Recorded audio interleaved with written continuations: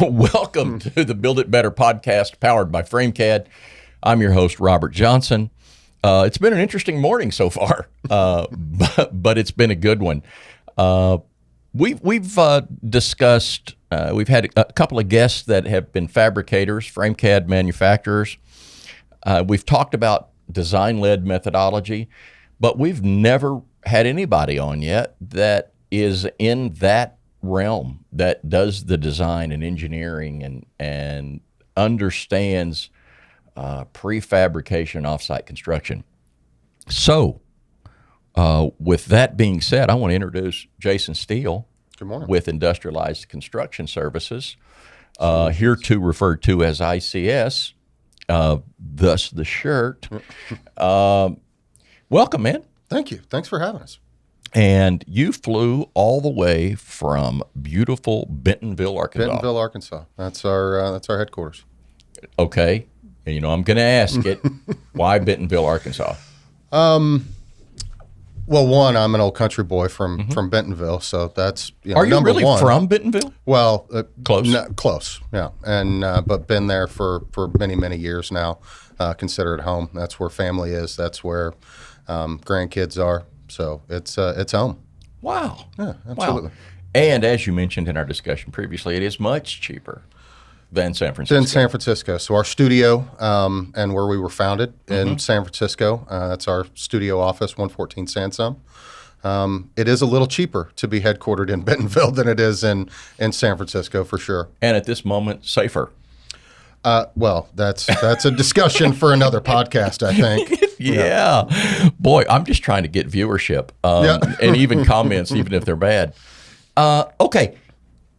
What is ICS? What do they do, and why? That's probably the number one question that I get. The second one is why Bentonville, but the first one is what are we? The short answer is we're a product company. Okay. And like many other product companies, we design, engineer our products, deliver our products to the site.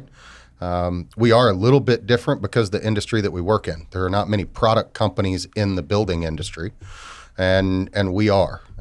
We do not manufacture our product, so the way we take our product to market is unique. We design, engineer, and then outsource or network that fabrication of the product, and then we'll deliver it to site. Line up all the supply chain, which you'll hear from Crystal about that here in a little bit, and then deliver it to site and install our product. Very cool. Yeah. So an end-to-end solution, basically.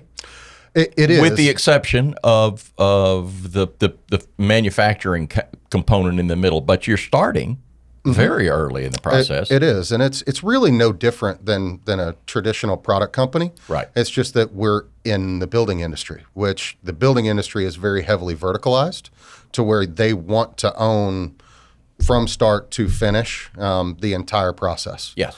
That's not our model, right? Our number one client base is multi-site retail. Right. So we're delivering product all across the United States.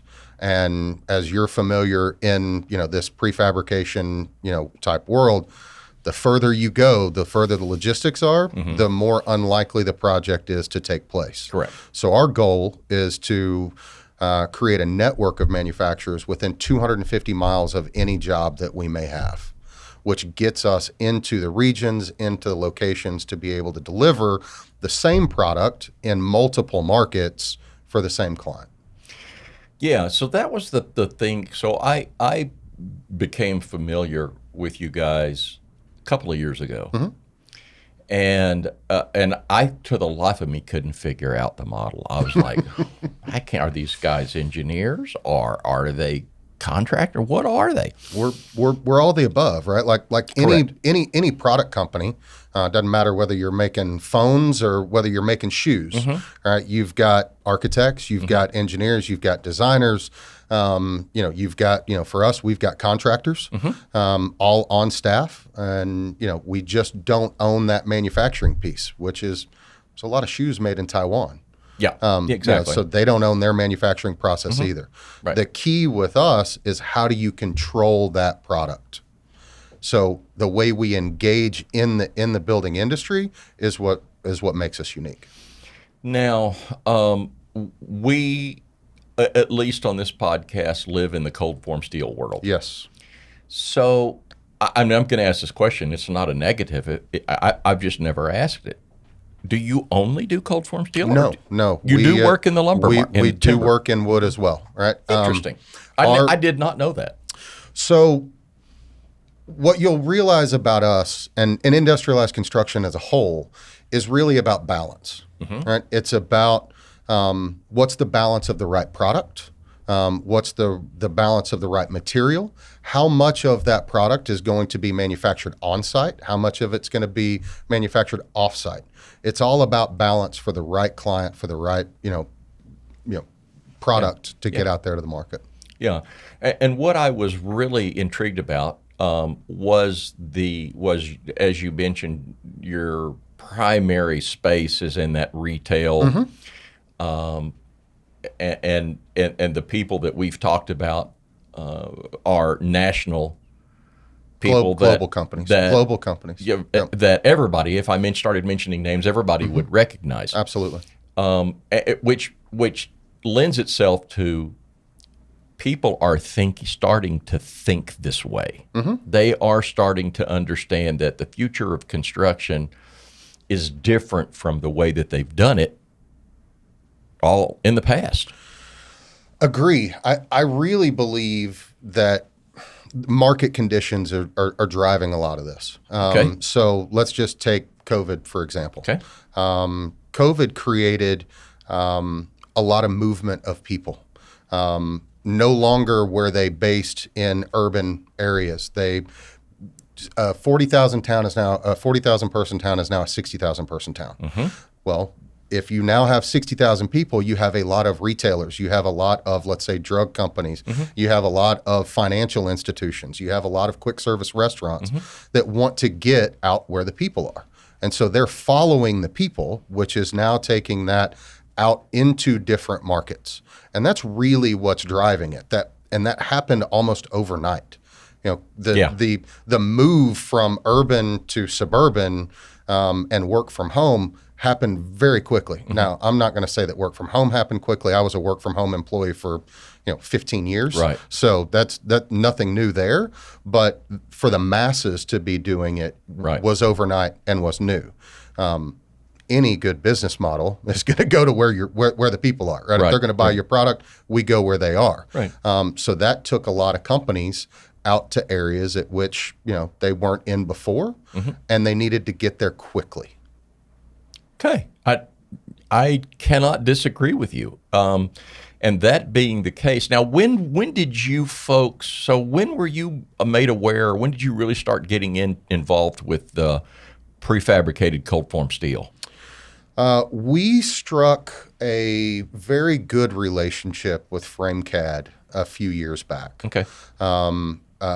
So much so that we've developed technology together that really assists our workflow and our processes of controlling the design, and that design being controlled all the way through manufacturing.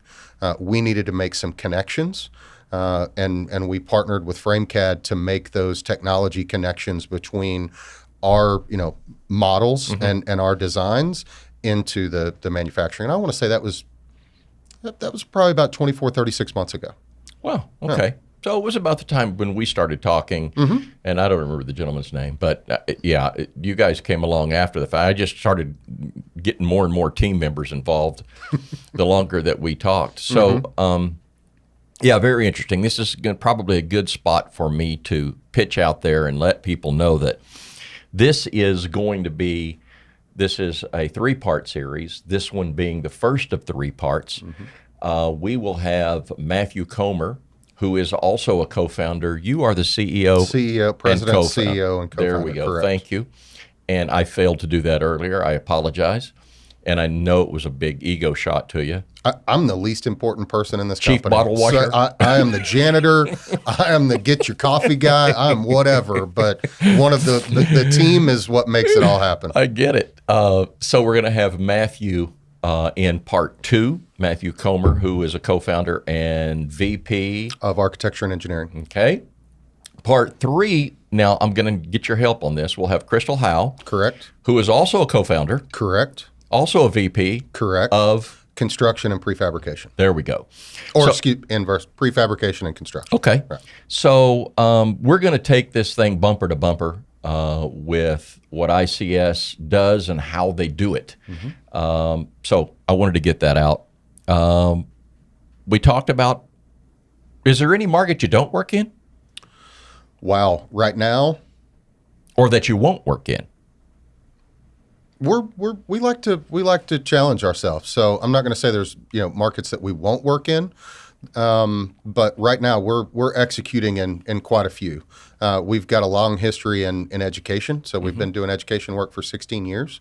So still working in that market, retail, commercial, industrial. We're doing some really interesting industrial type projects, and then multifamily, you're doing some residential stuff too. Single family, multifamily. It's all over the board. Yeah. There's a gentleman that I was able to refer to you folks in Florida that's going to do several single family homes. So it really doesn't sound like there's anything that. Have you gotten into self-storage at all? No, we have not gotten into self-storage.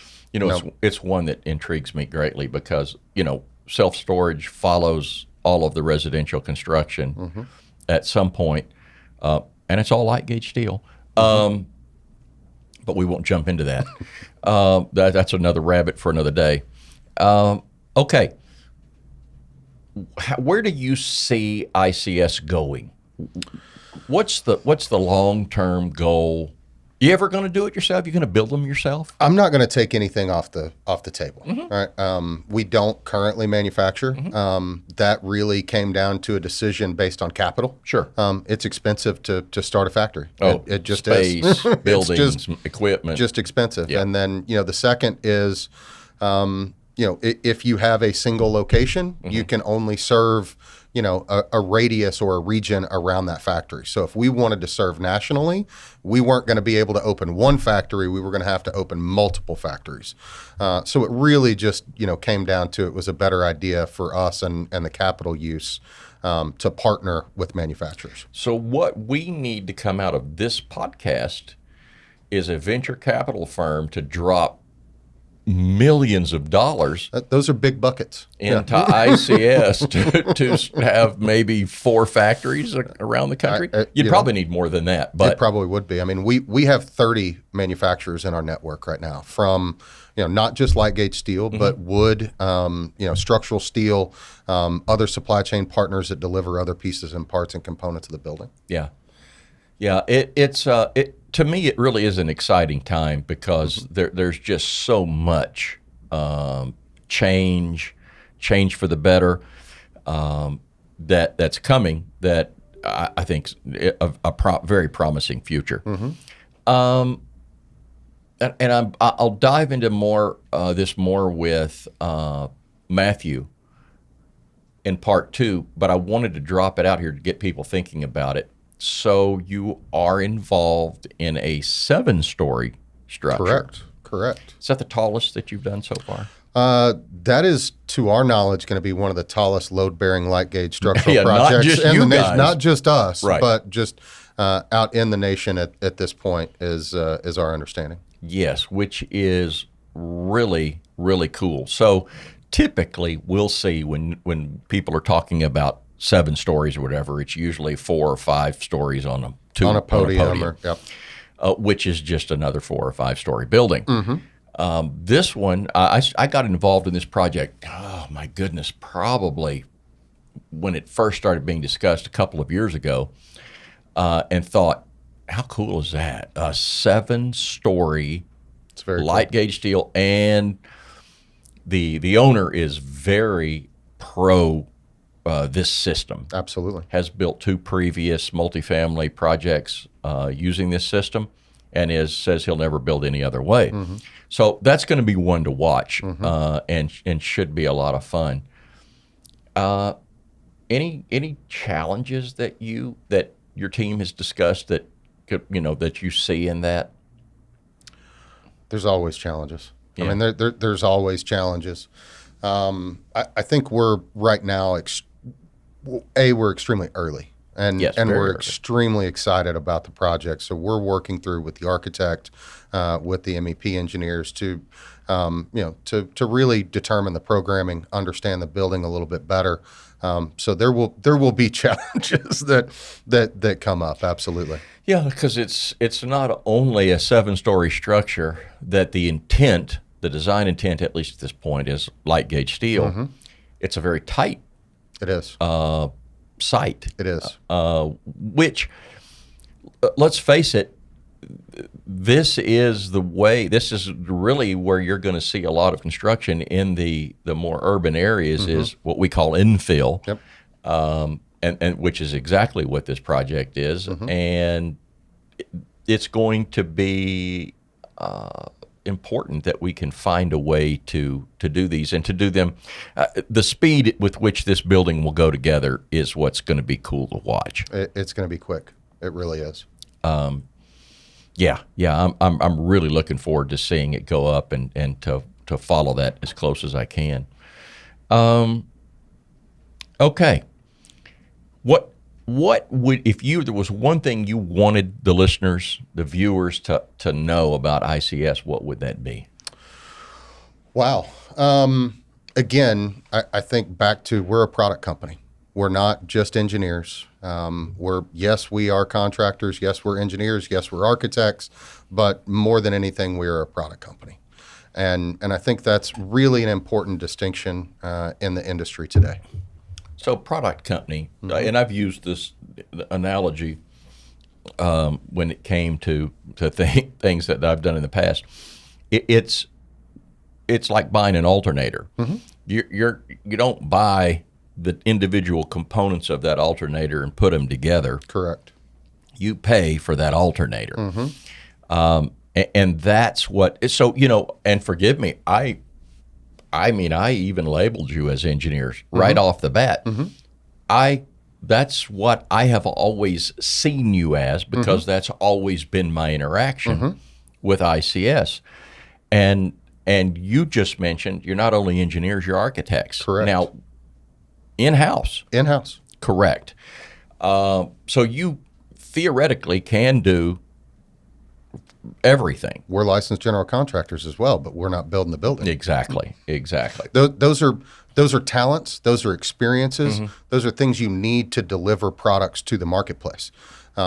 Just because we have architects and contractors in house doesn't mean we're going to go stamp and start designing a bunch of buildings as architects. That's not our core competency, but we need that talent to be able to deliver products to the market. Where I think this gets really, really neat is that when you really start thinking about a product company, because it is such a paradigm shift in the construction minds.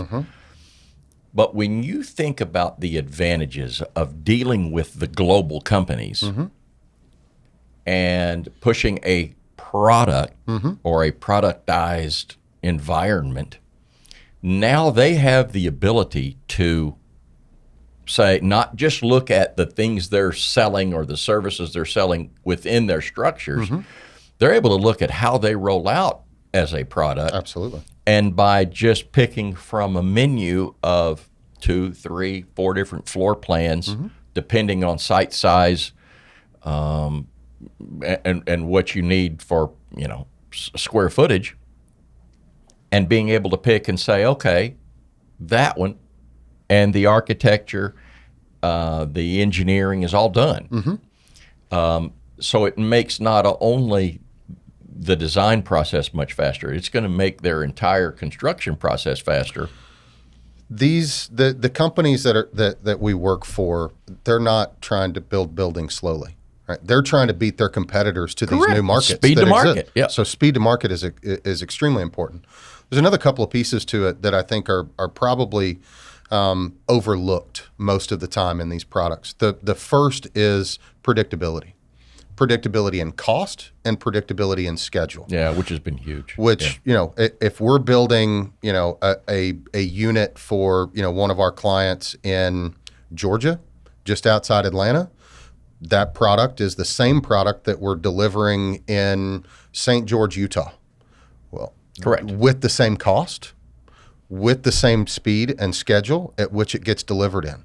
So if you're trying to determine where you're going to put buildings and where you're going to put these units at, and you have a very tight number on cost and a very tight number on schedule, that lets you run a business a lot more effectively. Oh, yeah. That lets you select sites more effectively where you want to be, and you don't have blown budgets. This is going to be a 120-day project that turns into a 190-day project. Correct. That turns into 290 days, right? Those things don't happen because we control so much of the scope with our product that we move them past those huge points. Yeah, it's and it's so funny that when I really stop and think about it, because I've touted this example for years and years and years, and never really understood the strength of it until now. Mm-hmm. The LDS church community, mm-hmm. Absolutely, for gazillion years has gone now, and the reason that I know this because I've talked about it often. You drive around the country, you see an LDS church, mm-hmm. you think, I saw that church in XYZ place. Mm-hmm. It's because they do a productized correct building thing for their churches. There's 5 floor plans or whatever there is, and mm-hmm. this is what it is. They know exactly the cost. Yep. They know exactly the material that's in it. There's no guessing. Yep. They know, and because they built so many, they know the problem areas. They mm-hmm. know the thing. They probably honed these things in now, like into a science. It is, and we do the same, and I think mm-hmm. you'll dig into it a little bit with mm-hmm. Matthew in part 2, mm-hmm. which is optimization. Yeah. Optimization in not only the materials, but optimization of how much material is in the building. Overbuilding on-site construction is just traditional, but we're going to optimize not only the design in our product, but we're also going to optimize the installation. So we're going to continually get better as the product evolves over time. As we learn more, as we grow that product, we're continually, putting all of that information that we learned back into the product for the next rollout. So it just gets better and better. Yeah. One of the things that I've found as a huge benefit to ICS, one of many, but is because I have been in the industry and dealt with traditional structural mm-hmm. engineers mm-hmm. that happen to do cold form steel. Mm-hmm. It is very well known in the industry that there is a tendency to over-engineer. Mm-hmm. For whatever reason, mm-hmm. liability, you name it. Mm-hmm. I think it goes deeper than that. I think it's a lack of understanding of off-site construction and that methodology, which is something that I learned that you and your team understand. Mm-hmm. And it is the differentiator for light gauge steel fabricators. Mm-hmm. I did a couple of just test runs with you folks mm-hmm. On projects that were already designed and said, look at this, tell me what it would be. And it saved on a 55,000 square foot 4-story that is currently being built in Tucson. You're not just in material. Mm-hmm. There was probably a $150,000 delta in it being designed, understanding how it can be designed. Mm-hmm. But there was probably another $50,000 delta in constructability. Mm-hmm. Understanding, I can do this, bigger panels, different pick points, I mean, it just really mm-hmm. digging into no welding on site, yep. Just getting into all these things that most people don't think about They just go and say, okay, I need a building engineered. Okay, here it is. You're going to engineer it for the XYZ fabricator. And great, we're going to build them and go out there. There's so much more because it is a design-led methodology. Absolutely, and controlling that design, but not just controlling the design, but understanding who the manufacturers are and what their capabilities are. What machines do they have? What is their space in their shop? Do they have the ability to add sheathing in place? What other things can we add into that? Because it just it increases our ability to engineer a better product. Yeah, it makes absolute sense. And you've even taken it further. So it's not just the frames that we're talking about. It's being able to sheathe and in some cases pre-finish or stucco or metal panel or whatever it is. And to do that, do you see that going to be used, or a drive to try to do pre-finished panels more than currently are done? I do. We do. We really see that as an area to grow. So much so. Well, one of the things that's holding that back is inspection, and yes. So Matthew, that you'll speak with, he's actually on an ICC, International Code Council, to revolutionize the way that they inspect and the way that they look at panelized construction. Right now, we leave most of our, if we're doing wall panels, we leave most of our wall panels unfinished, simply for site inspection. Correct. If it's a shear wall, the inspector is going to need to see what the screw pattern is, how it sits, where it's at. Well, if we put an exterior finish on it, that's now covered. If that's covered and the inspector can't get to it or see it, then we've got to rip it off. We got to replace that. We do not want to get right. Our entire process is to speed things up. We don't want to go fast to just turn around and have to go backwards. Correct. Right. And so, if it's a non-structural panel, then we absolutely will finish it on the exterior. And it depends on the product. Every product is slightly different. Most of our products, however, are load-bearing. Yes. And so we don't put the exterior finish on just because we don't want to rip it back off. Yeah. So that's another one of the directions that the industry is going to have to go. It is. To make that work. The pre-finished panels are done and used a lot in high-rise, where it's facades or it's the skins. Completely different setup. You leave them, although it's pre-finished on the outside, they're not sheer. They're not all of these things that are the problems. They put windows in them. They do everything. So yeah. And those are the right solutions for the right product or for the right project. Right? That's where the balance comes in with industrialized construction. Is it's not always one thing. It varies. And what is the right methodology for that particular project? Do you help steer projects that way? Absolutely, 1,000%. So it's not just, I've got this project, this is the way I want to build it here. 99% of the time when a project walks in the door, the client comes in with a budget problem.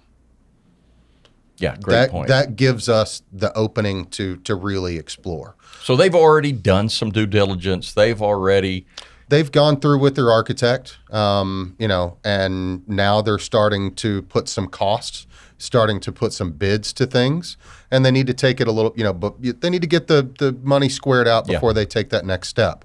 They'll reach out to us. We'll have some conversations about just the way it's currently designed, how we may design it differently by using a different material just because of where we are. Let's just say it was a multifamily that was originally designed in wood, right? When you would take and you would say, well, let's switch this to light gauge, most people are going to say, well, no, I have a budget problem. That's not the direction I want to go. That's going to be more expensive. Right. And when we explain to them that actually this is a much lighter project, and so even if there is a slight premium on the material itself, what we're going to pull out of your foundations is probably going to be that delta. What we're going to allow you to, reduce your insurance costs by because you've got a non-flammable structure is going to close that delta. And we can get it to where, we'll explore lots of different options on how to meet those budgetary constraints. Very cool. Yep. If people want to get a hold of you, how do they do it? What's the best way? Best way is probably email. So Steele, Steele, at ics-build.com. Website is the same, ics-build.com. You're on LinkedIn. Absolutely. Business page and both personal. Absolutely. Okay. And of course, anybody can reach out to us, and we'll put them in touch. Anything else you want to drop on everybody before we get out of here today? Ooh, wow, the teaser. We currently design custom products for our clients. It's their product. We have some in-house products being designed currently that will be our own products that we're going to be putting out to the marketplace. Yeah. Interesting. Correct. Can you share what market? Sure, I'll give the teaser. ADUs, accessory dwelling units, is one place to look, along with multifamily, hospitality. Those things we're also in the process of designing. But ADUs are probably the fastest that we've got. Yeah, and another huge market It is right now that doesn't have near enough people in it doing it right. Doing it right. Yeah. That's the key. I mean, anybody can build an ADU in their backyard, but how do you want to do that on a much grander scale? Okay, thanks. Thank you. Coming on. We had a little rough start with technical glitches today, but had I not said anything, nobody would have known. And so now you know. Again, part 2 with Matthew Comer, part 3 with Crystal Howe. It's been cool, beyond cool. Really. We've all built it the old way. Now let's go build it better. We'll see you next time.